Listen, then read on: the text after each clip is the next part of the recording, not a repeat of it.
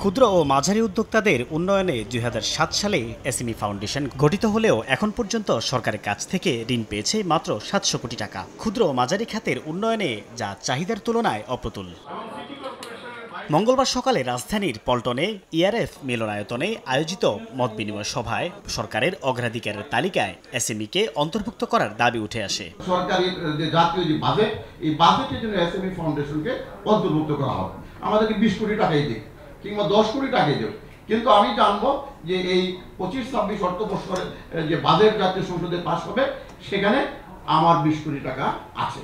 আসছে বাজেটকে সামনে রেখে বিশেষ কর সুবিধা চাওয়ার পাশাপাশি রাজস্ব বোর্ডের কাছে ১৪০টি প্রস্তাবনা দিয়েছে এসএমই ফাউন্ডেশন। এগুলো বাস্তবায়ন চায় সংস্থাটি। এনবিআর বা অন্যান্য গভর্নমেন্ট অর্গানাইজেশনগুলিও যাতে একই ডেফিনেশন ফলো করি আমরা, এবং এসএমইদেরকে আমরা একটু ডিফারেন্টলি ট্রিট করি। স্বার্থ রক্ষা হলে আমাদের কি কি সুবিধা হবে? এক হচ্ছে আমাদের এই দেশীয় শিল্পের বিকাশ হবে, এবং দেশীয় শিল্পের বিকাশ হলে এখানে অনেক বেশি কর্মসংস্থান হবে আমাদের দেশের লোকদের জন্য।